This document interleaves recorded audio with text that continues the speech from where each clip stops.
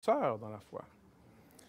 Alors, c'est ma fille et ma sœur dans la foi et on est là pour marcher dans la foi ensemble et voir ce que Dieu va faire, prier les uns pour les autres. Et je prie pour elle. Je m'en réjouis de ça ce matin. C'est intéressant de voir que jusqu'à aujourd'hui, il y a quand même du monde aujourd'hui qui professe encore Jésus-Christ.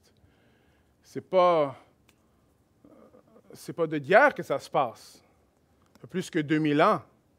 Au groupe Vie qu'on a eu, un des anciens est en train de mentionner qu'il est en train de regarder le film de Jésus. Qui a déjà vu le film de Jésus qui est plus que 6 heures de temps? Alors pour vous, peut-être 6 heures de temps, c'est pas grand-chose si vous faites des binges sur Netflix tout le temps, mais pour nous, quand on était plus jeunes, 6 heures de temps à la télévision, c'était quelque chose de très long. Mais c'est fascinant de voir que même aujourd'hui, pas n'importe qui, des plus âgés, alors ce matin, il y avait des personnes un peu plus âgées qui ont professé que Jésus-Christ les a sauvés, et on voit que Jésus-Christ sauve aussi des jeunes aujourd'hui. Amen. J'aimerais glorifier Dieu, le prier, faire en sorte que ce matin, il puisse nous parler à travers sa parole, qu'on puisse voir exactement ce que lui, il a à nous dire. Parce que le fait qu'il est ressuscité change toute la donne pour l'humanité. Alors, prions ensemble, frère. Allons voir ce qu'il va nous révéler ce matin. Oh, Seigneur.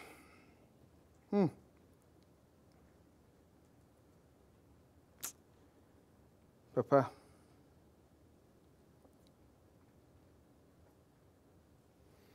Père éternel, qui sommes-nous, Seigneur? Qui sommes-nous, Seigneur? Où irions-nous, Éternel? Toi seul as les paroles de la vie éternelle. Tu nous fais grâce encore une fois ce matin. Tu nous fais grâce de plusieurs façons, juste simplement d'une façon humaine. On peut respirer, on a pu manger, on a des habits sur notre dos, Seigneur. On a des places où habiter. Gloire à toi, Éternel. Et tu nous fais grâce, Seigneur, au-delà de tout ce que nous, on aurait pu même penser ou demander, Seigneur. Tu envoies ton Fils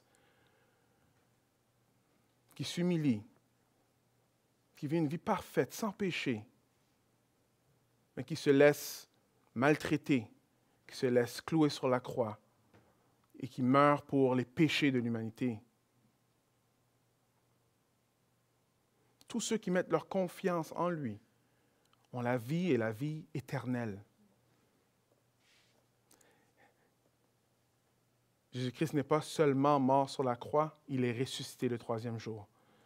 Seigneur, tu nous montres qu'en Christ, la mort,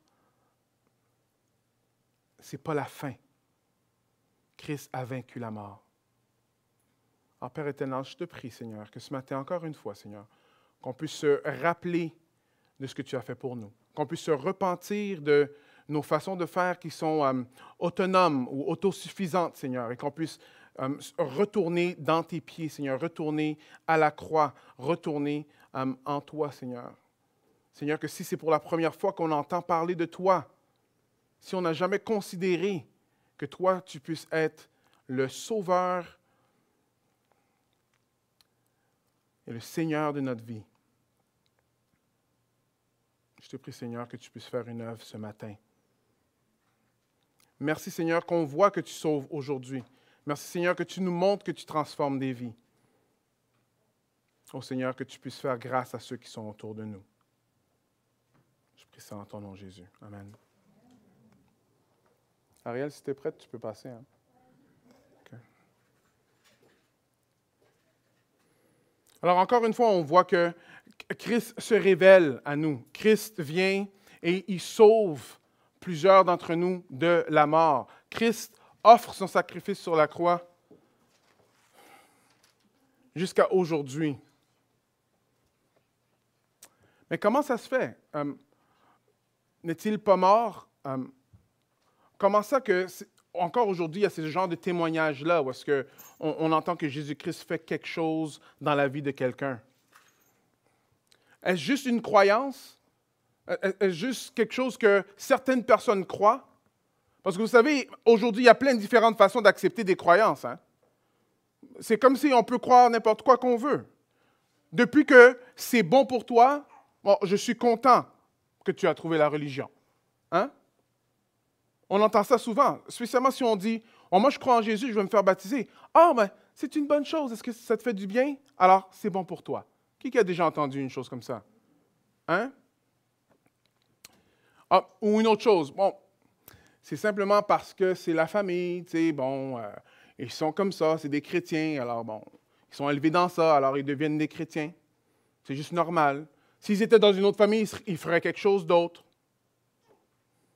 C'est ta culture. Moi, j'ai la mienne. Ça va au point de dire ceci. Il y a plusieurs personnes qui croient dans plein de choses. Il y en a qui vont croire dans les ancêtres, d'autres, ça va être dans les anges, d'autres, ça va être une force dans le ciel, ou d'autres, ça va être le monstre spaghetti qui vole. Ça, c'est quelque chose que j'ai pris de l'athée Richard Dawkins. Il dit, le monde va croire dans n'importe quoi. Mais il y a 2 critères pour voir si c'est bon. Alors, si ça te fait du bien ou si ça ne dérange pas les autres. Right? Tu peux croire dans ce que tu veux.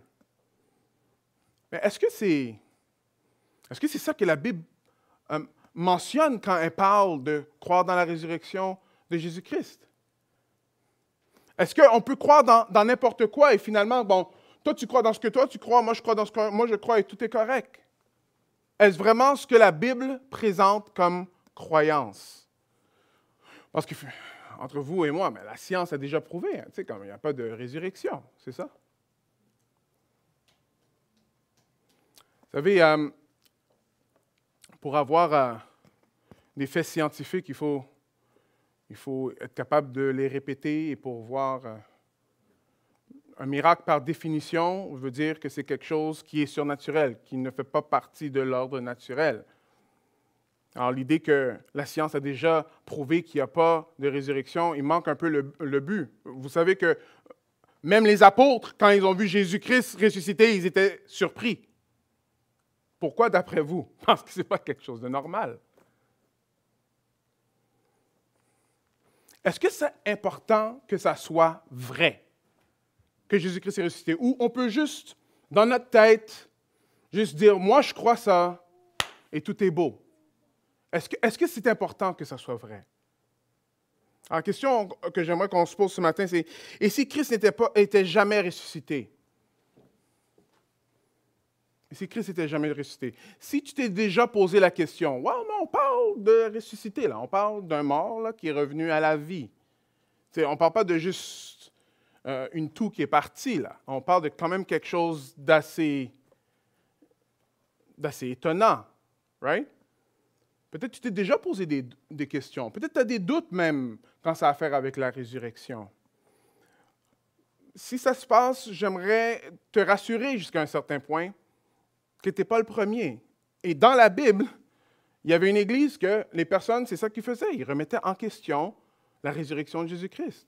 Ils n'étaient pas sûrs. Ils n'étaient pas sûrs de ça. Et on voit que Paul va adresser ça dans sa lettre en Corinthiens. C'est intéressant parce que moi, je vois que la Bible, c'est vraiment un livre complet. Même les objections, ils sont déjà dans la parole de Dieu. Dieu a déjà pensé à tout ça et il nous guide pour nous aider à comprendre exactement comment voir les choses. Alors, regardez ce qui est écrit dans 1 Corinthiens 15. On va passer de 12 à 20. Ça dit, « Or, si nous proclamons que Christ est ressuscité, comment quelques-uns parmi vous peuvent-ils prétendre qu'il n'y a pas de résurrection des morts? » Alors, vous voyez, il remettait en question tout ce qui avait à faire avec la résurrection des morts. Pourquoi c'est important qu'on sache ça? C'est parce qu'on voit que tout ce qui a à faire avec la résurrection n'est pas quelque chose que, juste parce que c'était l'ancien monde, eux, ils ont juste cru à ça parce qu'eux, ils n'ont pas la technologie qu'on a d'aujourd'hui. Tu sais, ils n'ont pas un iPad. Alors, finalement, tu sais, quand on a un iPad, on ne croit pas dans la résurrection des morts. Quand on en a un, quand on n'en a pas, alors, non, ça n'a pas rapport. Parce que ça, c'est aussi une pensée qui est très courante, que dans le temps, ils ne comprenaient pas les choses. Mais aujourd'hui, nous, on comprend vraiment les choses. Non. Dans le temps aussi, la résurrection, c'était quelque chose de difficile à avaler. Et c'est ça que Paul est en train d'adresser ici dans 1 Corinthiens. Il leur dit que c'est important que la foi que vous avez soit basée sur ce que moi je vous ai déjà présenté et pas dans autre chose. Parce qu'il dit pourquoi? Parce que c'est basé sur des témoignages de vraies personnes. Ce n'est pas quelque chose que j'ai inventé moi-même tout seul dans ma chambre. Après Jésus s'est apparu. Après je dis, ah OK, all right, la résurrection. Alors il y a une personne qui est allée parler à plein de personnes pour dire que, regarde, moi j'ai vu Jésus ressusciter. Après il y a un mouvement religieux qui s'est passé. Ce n'est pas comme ça que ça s'est passé avec Jésus-Christ. Ce n'est pas quelque chose qui s'est passé en huis clos. Regardez un peu 1 Corinthiens 15, 5 à 8. Ça dit ceci. Il est apparu à Pierre, puis aux 12. Après cela, il a été vu par plus de 500 frères à la fois, dont la plupart vivent encore aujourd'hui. Quelques-uns d'entre eux seulement sont morts. Ensuite, il est apparu à Jacques, puis à tous les apôtres. En tout dernier lieu, il m'est apparu à moi, comme si celui qui suis venu après coup. Alors, qu'est-ce qu'on voit ici? Quelque chose de très intéressant. Jésus-Christ se présente à Pierre, après il se présente aux 12. On va dire, ah, OK, mais peut-être, les 12 étaient avec lui pendant longtemps. Peut-être c'était comme, ils avaient peut-être de la nostalgie ou des remords et ils ont inventé quelque chose ensemble. Mais après là, Paul dit quelque chose de très intéressant. Il dit, après, il a été vu par 500 frères à la fois. Une personne qui hallucine peut-être, 2 peut-être, 500 à la fois, ça ne se fait pas. Mais ce n'est pas fini. Quelques-uns d'entre eux seulement sont morts, dont la plupart vivent encore aujourd'hui. Qu'est-ce qu'il est en train de dire? Il y en a 500 qui l'ont vu à la fois et il y en a qui sont toujours vivants. Allez vérifier. Alors, dans le temps qu'il a écrit cette lettre, Paul est en train de dire à ses auditeurs, allez vérifier. Jésus-Christ est ressuscité et il y a des personnes qui l'ont vu. C'est des témoins, c'est des témoignages. Aujourd'hui, on a eu des témoignages. On a eu un témoignage au deuxième service, d'autres témoignages au premier.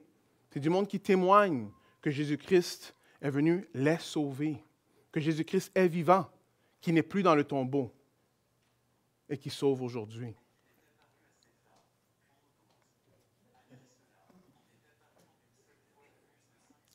Very good. Oui, c'est exactement ça. 1 Corinthiens 15, 5 à 8. Ah, même Siri a décidé de juste parler, c'est bon. Une autre chose qui est importante de voir ici, c'est que Paul parle du corps qui est ressuscité. Parce que dans ce temps-là, il y en a qui disaient que oui, Jésus-Christ est ressuscité, mais c'est comme un esprit. Un esprit, tu sais, Jésus-Christ est mort, mais comme bon, c'est un esprit. Alors, ils ont juste vu son esprit. C'est vrai qu'on voit que le nouveau corps de Jésus-Christ est différent que le corps qu'il avait avant. C'est un corps glorifié. Alors, il y en a qui ne pouvaient même pas le reconnaître.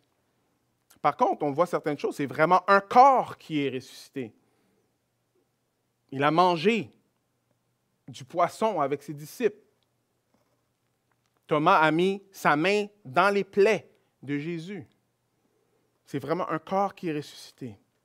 Pourquoi c'est important? Parce que on va voir plus tard que parce que le corps de Jésus est ressuscité, parce que Jésus-Christ, lui, est mort et ressuscité, c'est notre espérance aussi qu'un jour, nous aussi, nos corps ressusciteront. Ceux qui connaissent Jésus-Christ à la vie et ceux qui ne connaissent pas Jésus-Christ à la mort éternelle. Mais est-ce que c'est important que ça soit vrai? Est-ce que c'est important que ça soit vrai? Ou est-ce que je peux juste inventer des choses dans ma tête?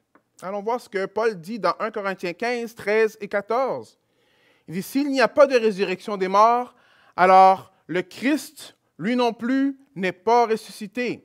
Et si Christ n'est pas ressuscité, notre prédication n'a plus de contenu, votre foi est sans objet. C'est fort, ça. Alors, Paul, il met tout sur la table. Il dit, si la résurrection de Jésus-Christ ne s'est pas passée, alors dans le fond, tout le fondement du christianisme s'écroule. Croire dans la résurrection, c'est la base de suivre Jésus-Christ. Si on n'a pas ça, tout s'écroule. Mais pensez-y.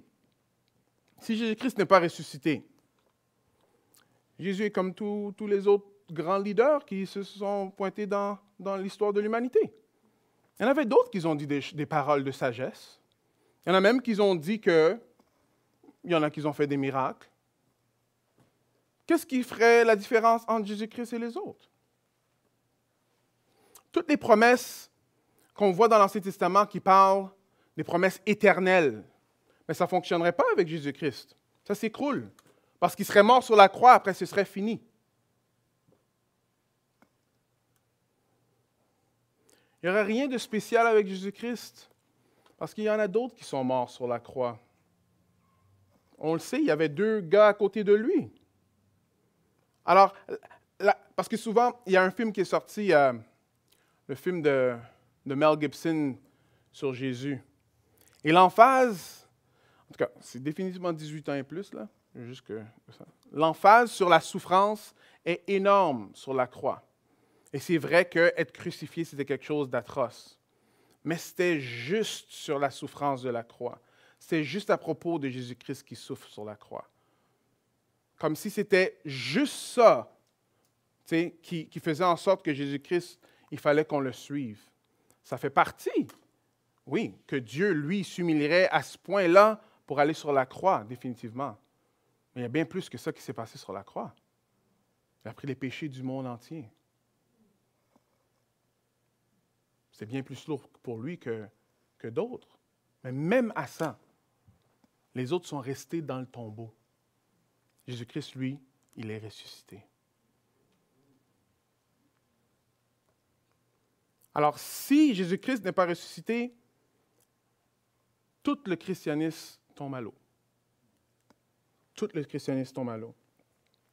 Littéralement, ici, il dit « Notre prédication n'a plus de contenu ». Dans le fond, vous pouvez vous lever et partir maintenant. Je n'ai rien à dire. Ou ce que je dis n'a pas de fond. Ce que tous les chrétiens ont dit dans l'histoire de l'humanité vaut rien. Même Paul, ce que lui est en train d'écrire, ne vaut rien. C'est ça qu'il est en train de dire. Mais vous voyez, il met tout sur la table. Il dit, regarde, si ça ne s'est pas passé, tout ce que je dis, ignorez ce que je dis. C'est intéressant. Le livre de la Bible est vraiment complet.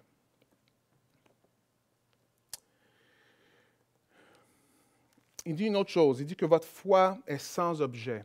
Très intéressant, ce terme-là. Votre foi est sans objet. Pourquoi? Parce que souvent, on a la façon de comprendre la foi qui est un peu erronée. On pense que la foi, ça a à faire avec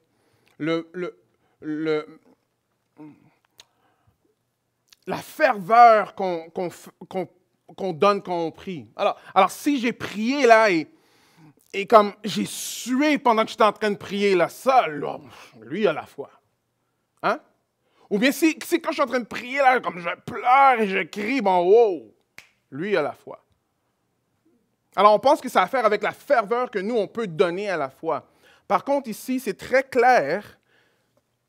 Votre foi est sans objet. Dans la Bible, la foi a un objet.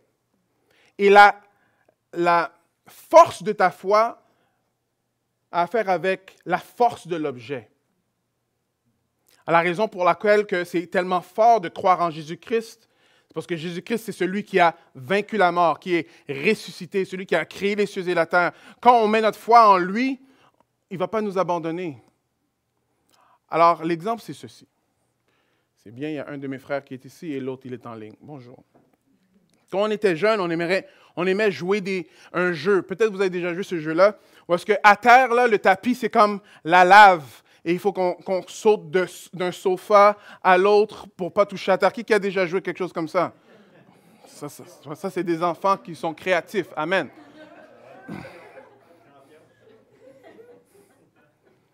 Alors, les sofas, c'est bien. Je m'excuse, maman. Les sofas, c'est bien. C'est solide. Mais des fois, pour passer à l'autre sofa, il faut passer par la table. Tout le monde a dit, oui. Je n'avais pas le même poids que maintenant, là, OK? Mais la table. Alors, il faut qu'on mette notre confiance dans la table pour se rendre à l'autre sofa. Maintenant, la table, on va dire que c'est une table extrêmement solide. Ça veut dire que tu peux te mettre dessus, même avec mon poids, 2 personnes comme moi, ça va pas briser. OK? C'était pas ça le cas, mais on va dire que c'est comme ça. OK? Si moi, je suis ici et je suis pas sûr et je crains et je suis pas à 100%, tu sais, mais finalement, je me mets sur la table.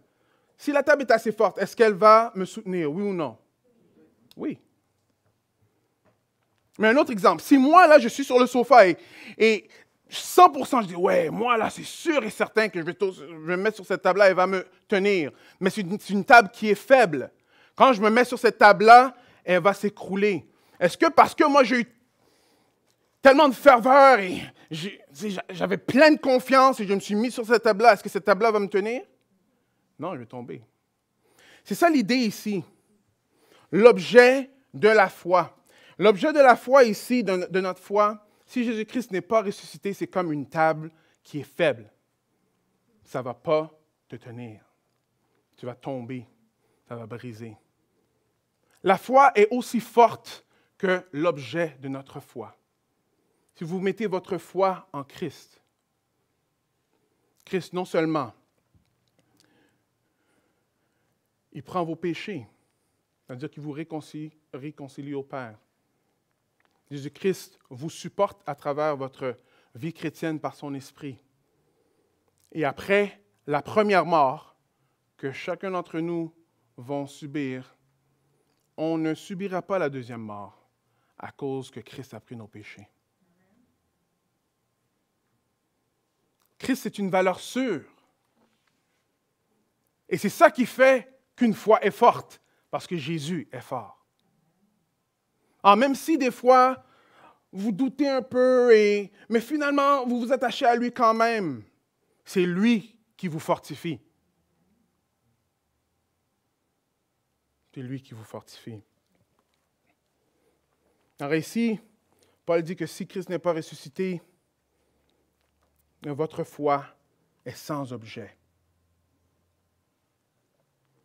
Votre foi va s'écrouler. OK, passons au verset 15. Au verset 15, il continue alors et commençait à dire que la prédication est sans contenu, votre foi est sans objet. Et si Christ n'est pas ressuscité, nous devons être considérés comme des faux témoins à l'égard de Dieu. Dans le fond, c'est qu'on est des menteurs. Si Jésus-Christ n'est pas vraiment ressuscité, on est tous menteurs, on est des faux témoins. Il continue à dire, en effet, nous avons porté témoignage que Dieu a ressuscité le Christ d'entre les morts. Mais s'il est vrai que les morts ne ressuscitent pas, alors il ne l'a pas fait. Il ne l'a pas fait. C'est intéressant des fois de voir dans les classes d'école,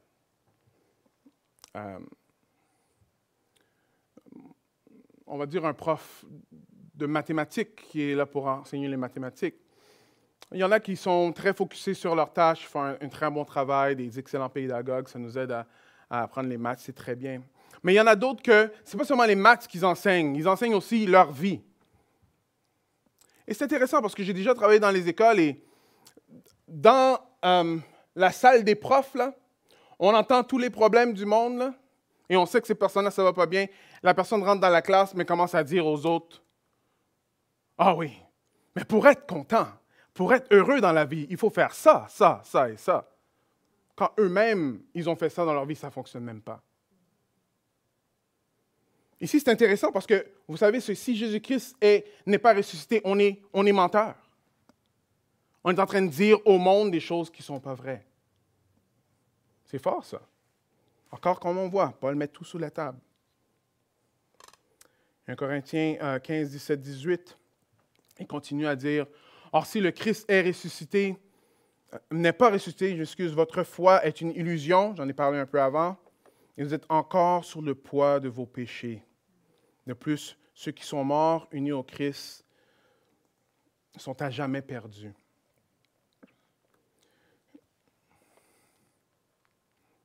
Je ne sais pas si tu connais la bonne nouvelle. Mais la bonne nouvelle, c'est que Christ est mort sur la croix pour tes péchés. En mettant ta confiance en Jésus, tu peux être réuni avec le Père. Tes péchés peuvent être pardonnés. Tu peux avoir la confiance qu'un jour tu vas régner avec lui pour l'éternité.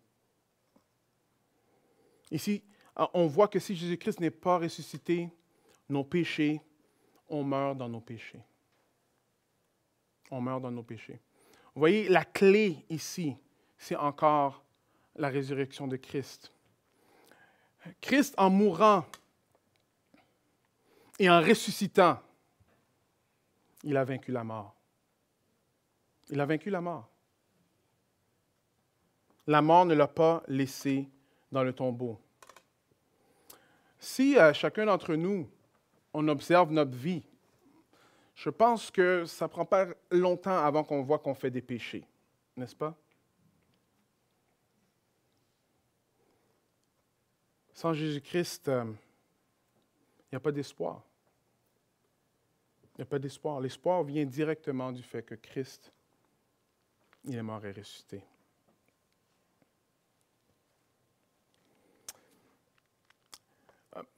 Quoi faire? OK, moi, je comprends l'affaire de péché, là, et je ne veux pas mourir éternellement. Quoi faire? Mais la parole de Dieu est très claire, que ceux qui réalisent leur état de pécheur, ceux qui réalisent que quand ça a à faire avec les péchés, s'ils se mettent devant un Dieu qui n'a jamais fait de péché, on n'a rien à dire. Ces personnes-là vont se jeter sur Jésus-Christ. Et des fois, il y en a qui ont mis leur confiance en Christ, mais qu'ils ont recommencé à comme vivre par eux-mêmes à la place de s'attacher à Christ. Jésus dit, repens-toi de la même façon.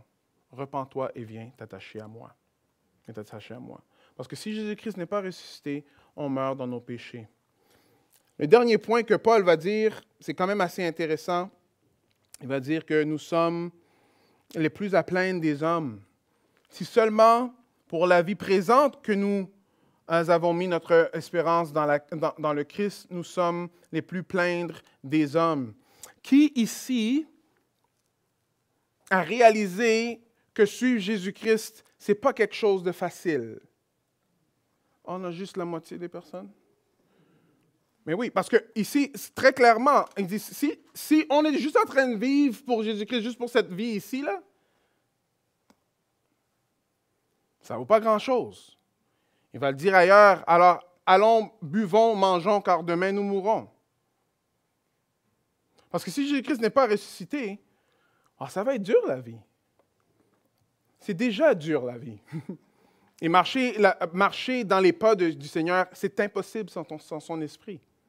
Et Jésus-Christ doit être mort et ressuscité afin que ça s'accomplisse. Regardez quelques petites choses, quelques versets qui ne s'appliqueraient pas si Jésus-Christ n'est pas ressuscité. Venez à moi, vous tous qui êtes accablés sous le poids d'un lourd fardeau, et je vous donnerai du repos. Le repos de Dieu, si Jésus-Christ n'est pas ressuscité, ça n'existe pas. Ici, Jean 3,16 qu'on connaît tellement. J'aime bien la façon qu'ils l'ont dit ici. Oui, Dieu a tant aimé le monde qu'il a donné son Fils, son unique, pour que tous ceux qui placent leur confiance en lui échappent à la perdition et qu'ils aient la vie éternelle. Il n'y a pas d'échapper à la perdition si Jésus-Christ n'est pas ressuscité. Si nous reconnaissons nos péchés, il est fidèle et juste, et par conséquent, il nous pardonnera nos péchés et nous purifiera de tout le mal que nous avons commis. Il n'y a pas de pardon si Jésus-Christ n'est pas ressuscité. Il n'y a pas d'espérance. 1 Pierre 1,3 va dire ceci. « Loué soit Dieu, le Père de notre Seigneur Jésus-Christ. Dans son grand amour, il nous a fait naître à une vie nouvelle grâce à la résurrection de Jésus-Christ d'entre les morts pour nous donner une espérance qui est vivante. Alors, la question est très claire ici. Si Jésus-Christ n'est pas ressuscité, il n'y a pas de fondement pour le christianisme. Allez faire quelque chose d'autre dans votre vie. Mais, dans le texte, il y a un mais. Alors, quand on arrive au verset 20, je vois mon beau-père qui aime les mets. Voici le verset qui donne beaucoup d'espoir. Mais en réalité, le Christ est bien revenu à la vie. Et comme le premier fruit de la maçon, il annonce la résurrection des morts. Alors ici, on voit que Christ est vraiment revenu à la vie. Christ est vraiment ressuscité. Alors c'est bon de partager ça. Partagez ça avec votre voisin. Expliquez-leur aussi un peu après que vous l'avez dit, parce qu'aujourd'hui, ça devient pratiquement comme on parle une autre langue. Là. Jésus est ressuscité. Qu'est-ce que tu veux dire? Mais Jésus-Christ est réellement ressuscité. Il n'est plus mort. Il n'est plus dans le tombeau. Le tombeau est vide. Amen. Et à cause que le tombeau est vide et parce que Jésus-Christ est vivant, on voit qu'aujourd'hui, il y a du monde qui professe encore sa puissance dans leur vie. Amen. Je ne sais pas comment que ça se passe dans vos familles, je ne sais pas vos environs, je ne sais pas si votre liste de prières pour ceux qui ont besoin de venir à l'Évangile est longue. Si elle l'est, je veux vous dire quelque chose qui va vous réconforter ce matin. Jésus-Christ est vivant. Alors, il peut sauver. Son bras n'est pas trop court pour sauver. Alors, persévérez dans vos prières et attendez ce que Dieu va faire. Dieu, il est dans la business de nous surprendre. Il nous éblouit. Gloire à lui. Amen. Alors ici, on voit que le texte nous dit qu'il est revenu à la vie comme les premiers fruits de la moisson, comme un avant-goût de ce qui va se passer dans le futur, qui annonce la résurrection des morts. Ici, ça parle de la résurrection corporelle des morts, mais générale. Lorsque Jésus-Christ est ressuscité corporellement, comme on a vu plus tôt, tout le monde va ressusciter corporellement. Tous. Mais il y en a qui vont ressusciter corporellement à la vie, avec Dieu pour l'éternité, et il y en a d'autres qui vont ressusciter à la mort, en enfer, loin de Dieu. C'est ça l'affaire. Alors, à cause que Jésus-Christ a fait ce qu'il a fait, on a confiance qu'on va ressusciter. On ne va pas rester mort. Mais le verset qui nous montre un peu quelque chose de joyeux, c'est ce qui continue, ça dit « Car tout comme la mort a fait son entrée dans ce monde par un homme, la résurrection vient aussi par un homme. En effet, de même que tous les hommes meurent du fait de leur union en Adam, tous seront ramenés à la vie du fait de leur union avec Christ. » Voici un commentaire qui explique un peu. Je vais vous lire une citation. Ça dit « Le péché d'Adam qui a été puni par la mort et l'a exclu de la présence de Dieu a entraîné la mort de tous ses descendants. La résurrection des morts vient aussi par un homme en Christ et tout sera rendu vivant. La résurrection de Jésus établit la réalité que la résurrection future de tous les croyants est possible. De même qu'Adam représentait la race humaine, son péché affectant tous ses descendants, ainsi Jésus-Christ représente la nouvelle race, sa mort et sa résurrection affectant tous ceux qui croient en lui. Alors la bonne nouvelle, c'est que la deuxième mort, très intéressant l'affaire de mort. Ariel parle de ça dans son témoignage et j'ai trouvé ça très touchant. Pourquoi? Parce que vous savez que les compagnies d'assurance vont vous dire que on n'est pas vraiment au courant qu'on va mourir. Est-ce que vous saviez ça? Parce que plusieurs personnes ne vont pas prendre des assurances vie. Peut-être vous avez déjà vécu ça, ou est-ce que vous pensiez peut-être dans votre vie, à quelque part, que vous allez vivre pour toujours? Est-ce qu'il y en a qui ont déjà pensé ça?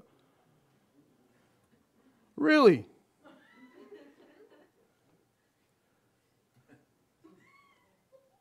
Moi, j'ai déjà pensé ça, l'orgueil de la vie. Parce qu'on ne pense pas à notre mort. Maintenant, je vais vous en lancer une aussi. Si vraiment on vit comme si on sait qu'on va mourir, qu'est-ce que vous changeriez dans votre vie en ce moment si vous savez que demain, vous allez mourir? Si vous avez beaucoup de choses à changer, c'est probablement parce qu'on ne vit pas comme si on va mourir. Vous me suivez? Mais ici, ce qui est intéressant, c'est que, oui, tous vont mourir, mais il y en a qui vont mourir à la vie avec Jésus-Christ, il y en a qui vont mourir à la mort éternelle, loin de Jésus-Christ. La bonne nouvelle, c'est que si tu réalises que tu vas mourir aujourd'hui, si tu réalises que, genre, oui, moi j'ai besoin de ressusciter avec Jésus-Christ, aujourd'hui c'est le jour du salut. Jésus-Christ ne refuse personne qui se tourne vers lui. Si tu réalises que finalement, tu vis un peu trop de ta propre façon de faire, comme tu as un peu tassé Jésus-Christ de côté et lui, on a vu la semaine passée, il est dehors en train de frapper à la porte. N'attends pas. Tourne-toi vers la porte, ouvre-la et laisse Jésus-Christ venir souper avec toi. Souper avec toi. Mort dans le péché d'Adam, ressuscité à la vie avec Christ. Deux petites choses qu'on peut voir dans le texte. Après, on va passer à la table du Seigneur. On voit que parce que Christ est ressuscité, on peut avoir l'assurance de vivre avec lui. L'assurance de vivre avec lui.